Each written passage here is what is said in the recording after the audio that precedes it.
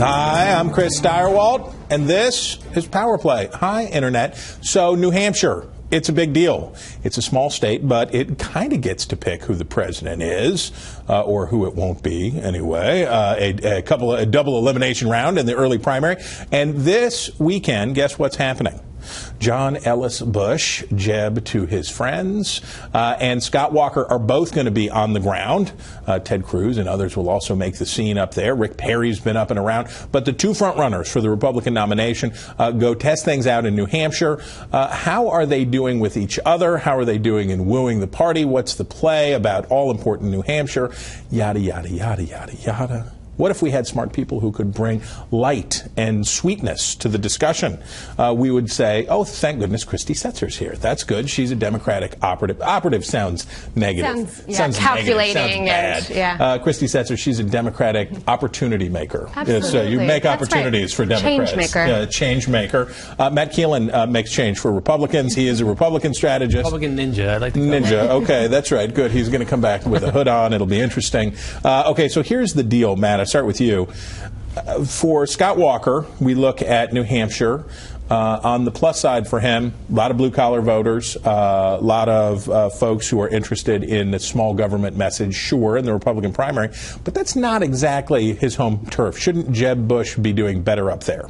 You would think Jeb would be doing a lot better there and in Iowa, but right now Scott Walker's kind of caught fire. People are impressed with his record of kind of being a champion of the middle class and running a state that's purple to blue fairly well, and having a lot of accomplishments. And I think what a lot of Republicans are looking for is something different, something new. And Walker offers that, and quite frankly, Bush doesn't.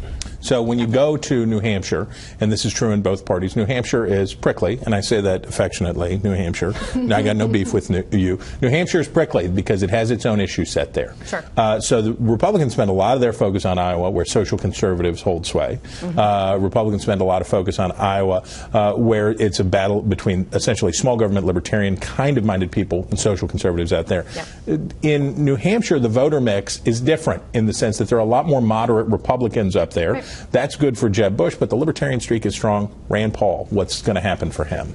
Yeah, exactly. I think it's much more of a Rand Paul state than it is a Jeb Bush state, and certainly not as much of a Scott Walker state. But pretty much everything you need to know about the difference between Jeb Bush and Scott Walker and how they're going to play this primary is illustrated in what they're actually doing in New Hampshire this week. So Jeb Bush is going up. He's doing a couple of fundraisers. He's meeting with the local Chamber of Commerce.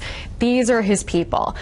Scott Walker is having a grassroots event, a few hundred people. He's trying to fire up, what he considers his base, be really a man of the people. So, we'll see how that plays out for them. Obviously, Jeb meeting with the money people goes to a knock against him, which is just that, old school elitism, establishment, nothing new. Well, they have a little of that there too. It's not all Boilermakers up there.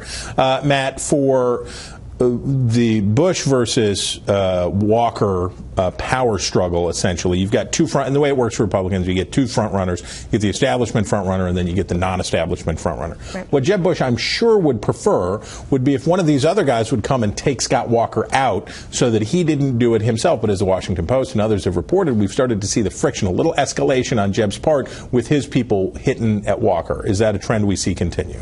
I think Jeb's people are going to get sharper elbows for sure, but they're hoping that Cruz, Rand Paul, Marco Rubio start looking at what Walker has done and ascending in the polls over the last 6 weeks and say, we have to knock him down. And you're starting to see some of that as well. Yesterday at the firefighters conference, there was a couple of veiled shots from some of the candidates at Governor Walker and some of his background with not so friendly to working people.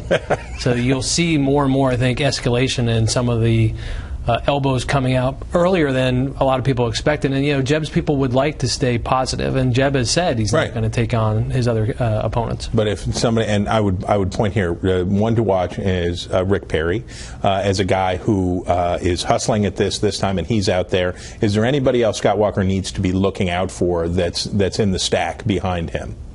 Anybody? Look, obviously we are so early that these things can change. But I don't say that. Setzer. No, come on. I don't say that. I don't say that disingenuously. I say that as somebody who saw the front runner in the Republican race in 2008 change about 7 times before they eventually settled again. But if we use the 2 front runner methodology, yes. The establishment front runner was picked early and stayed in place. Correct. This time the establishment was picked early and stayed in place, and then there was the who's not Mitt Romney, and we have to go. But I just test my theory, both of you.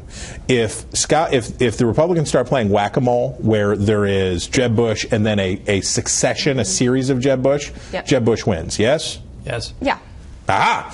Get to agreement, stop the segment. Guys, thank you very much for making time. And you, Internet, thanks for making time for us. Aren't you great?